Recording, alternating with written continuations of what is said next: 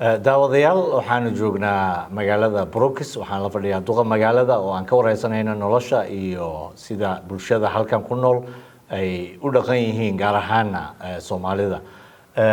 Last time I came to Brooks was 20 years ago, and I'm quite surprised when I went to the city today, streets, and find, as you mentioned, different businesses. I have seen more than 10 Somali businesses, let alone other cities. Often it's very hard to get business running in small towns.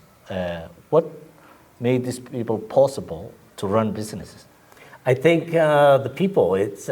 I think when you open up a small business, whether it be a meat shop that sells halo beef or meat or things like that, or a restaurant, I think initially what you have to do is you have to depend on your friends to support you.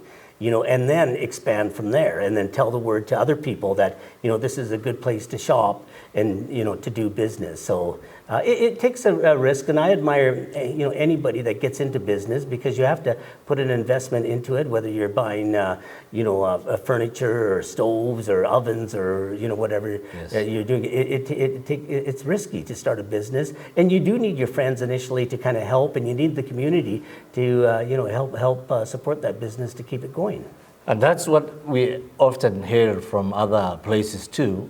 When people are starting business, they don't apply startup grants, they don't take loans, they try to do as halal as possible. Is there assistance from the city or different other levels to help these people to run their business? Yeah, we don't have any financial help for them. They would have to go, we do have organizations that will certainly help out if they couldn't get a loan, let's say at a traditional bank. There's community futures and places like that can maybe help them get a loan. But we do have an economic development team that will certainly help them, get through the paperwork, through a business license, or, put them in the right direction on where they can go, for their next step on that. Mayor,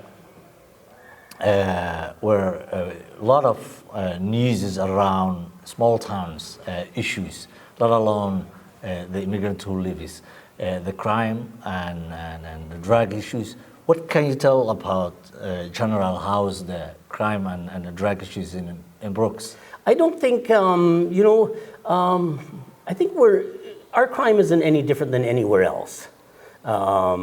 Which means it's not high? Which means it's high? No, I wouldn't say, it's not high. Like even in the last police report, I think, when we got the RCMP report for it would have been for April, whatever, there was no vehicle thefts, in town, and vehicle thefts are a big thing, across Canada. We have our small amount of crime, but we can't, it's not pointed out to any sort of, specific group or whatever. So we don't really have that. Drugs, you're going to get drugs in every community, and, we don't have a major problem with that, or I don't see it anyway, or I haven't heard about it anyway. Yeah, one of our biggest challenges, and you talk about challenges in small towns, and it goes right across Canada too, is housing, or the lack of housing. And, there is some development going on, that's slowly taking place. I was just talking to a gentleman just a few minutes ago too, and he was talking about the high rents, and I said, what we need is more apartments, and we need more housing in order to, bring those rents down. And we're working on that as the city. We've offered some tax incentives for, property owners and things like that in order to try to, get some development, coming, into the city of Brooks there too. Speaking of lack of housing or housing issues, there's a big difference between how the government, the different levels of government sees housing issue. And you have the premier as a MLA here. What do you think? Which approach works for you in Brooks? The one with the federal government giving cities direct money, or it has to go through the province? You know what? I would almost prefer it to go through the province because I think it becomes less political that way. When the federal government, they'll cherry pick certain areas where they think they can get votes, whereas I think now it could happen provincially too, where they can cherry pick other areas too. I'm glad you mentioned it. Yeah. It can work both ways. But I think sometimes maybe the provincial government, because we're a little bit closer to our MLA sometimes than our MPs, and if our MP isn't an elected MP from that party, we have less of a chance of getting some of that money there. But I'll put the onus back on us, on the municipal government. And what we did, we're looking at some of the rezoning. And rezoning is where somebody can build a house and have a secondary suite, or build a townhouse and have a secondary suite. And the idea of that secondary suite is you can get a mortgage, and if you have a renter below, that will help cover your cost of the mortgage. So we opened it up, not totally like they were looking at in Calgary there, but certain sections of our community too, where there's new builds where you can have a secondary suite, and that will certainly help get people into housing, and they can build a little equity with that there too. And what I'm also seeing in the community, and I know it's happened in my neighborhood,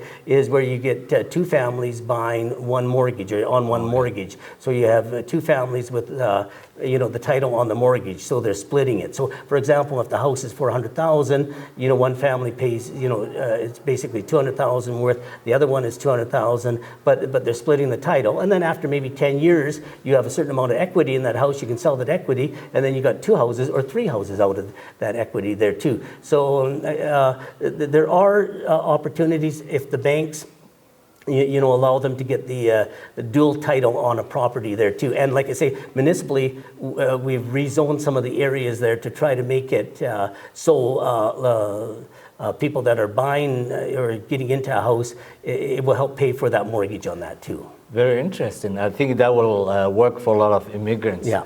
Daawadayaal, waxaan la fadhiyaa Duqa magaalada Brooks oo ku taala koonfurta dalka Canada ee gobolka Alberta. Aan idhaahday koonfurta gobolka Alberta ee dalka Canada. Waxaana ku nool Soomaali badan iyo dad ajnabi ah oo ka shaqeysta magaaladan. Dadka ajaanibta ah intooda badani sida wadanka caada u ahba waxa ay noqdaan dad wadanka u dhashay. Finally, I was going around last night and today. I met a lot of people. I interviewed a few people who were complaining jobless. I guess it is something that's going on the whole country, but this one is a little bit specific. There is an issue. They say to me that many ethnic groups, particularly Somalis, Oromos, and some Eritreans, because of religion, they are not being hired from last few years. That was not used to this company. Well, management was not changed. The previous management was okay with everyone. And are you aware of that? I wasn't aware of that. No. I know you are not the CEO of the company, but there was no complaint. People come to you and ask that such issue is going on. Yeah, no, I haven't heard anything on that. No, I haven't heard anything on the community about that. Yeah, no. And as a mayor, if that's happening in Brooks, I think it's going to be a big issue because small community. Yeah, I would want to see some actual facts on that there too. I would like to know, if it is. And I mean, if it is, and it's factual, and then I think it's up to us, even as the city, and we have different agencies too that could talk to those people, find out why, and maybe they're missing out an opportunity to hire a good worker. It may be a perception, but the people I talked to, they told me even if it's that perception grows is a problem, I guess. But they told me 20, 30 people go for interview, and only those who are background from Muslim country are not hired, and the rest is hired. Yeah, well, that's interesting. I've never heard of that before, though. Yeah. So, okay, we come in and our interview. Brooks was always, since I came to Canada 24 years ago, a destination for many new Canadians, new Somali. Yeah. What would you tell people who will kind of watch? There are a lot of new Canadians What am I going to tell? How open is Brooks? How opportunities? No, as we started off this conversation, we're very proud. And I've often said, like rural Alberta, rural Canada, rural North America, we need people in our communities. Otherwise, if we don't grow, you start to decline. And we need people in our communities, and we're proud of the fact of our diversity. And as I mentioned to you before, it's the diversity. The people want to be where they're comfortable with, and we work very hard to try to make everybody as comfortable as possible. In the community, there are the challenges too, but there always has been. Like I say, I grew up in Drumheller, which was a mining community, and it was mostly Eastern Europeans, that had those rotten jobs, and they had their challenges too, and again, the parents are working for their kids and to improve the life for themselves and for their kids too. But I think Brooks is a very welcoming community for immigrants. We strive, we work very hard for that, because I know, like I said, if we don't have people coming into our community, they'll be leaving, and then that doesn't help anybody, because it hurts our tax base then. Mayor, thank you very much. Thank you. Yeah. Okay. As